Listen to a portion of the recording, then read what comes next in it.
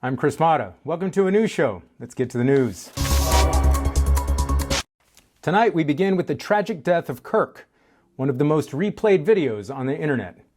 We do caution, the footage you're about to see may be disturbing to some viewers.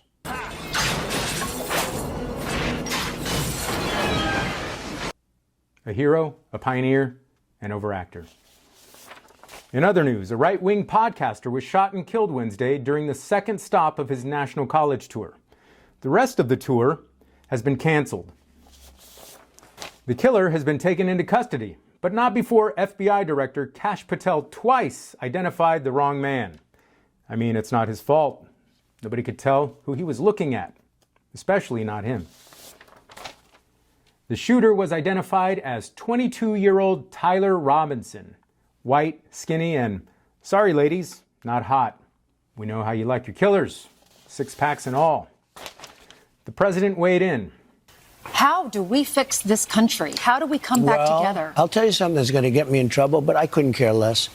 The radicals on the right oftentimes are radical because they don't want to see crime. They don't want to see crime. Worried about the border.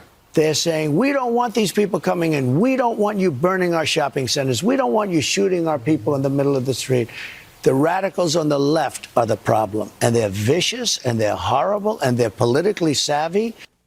So he couldn't care less, and he blames the Democrats. And that's a problem. The Democrats had nothing to do with it. Nothing about this shooting fits the right's narrative. But they're going with it anyway. And it gets worser. Donald Trump has spent years promoting a narrative that blue states are violent, lawless, and anti-American, while red states represent order, patriotism, and safety. But the shooting didn't happen in Chicago, didn't happen in Los Angeles, and it didn't happen in New York. It happened in Utah, one of the reddest, safest, most Trump-aligned states in the country. Now, that alone is a contradiction, but it gets worser. It's manufactured blue state chaos. Trump has repeatedly deployed or threatened to deploy the National Guard into Democratic-run cities under the pretense of restoring order. Los Angeles, Marines, Guard units sent in during immigration protests. Chicago, raids and law and order rhetoric tied to alleged criminal activity.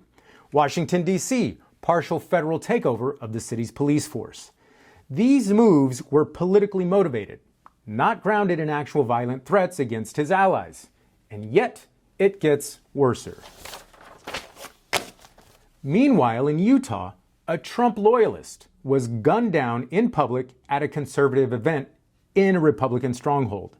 This happened in a state where Republicans control the legislature, the governorship, the courts, and local law enforcement. If Trump's narrative were true, that Democrat-run cities are uniquely violent, then Utah would have been the safest place in America for a conservative. Well, so much for the safe red state fantasy, and for them, it gets worser. This is the kind of moment the right-wing machine tries to explain away or bury because it undermines their entire thesis. It reveals that violence is not partisan.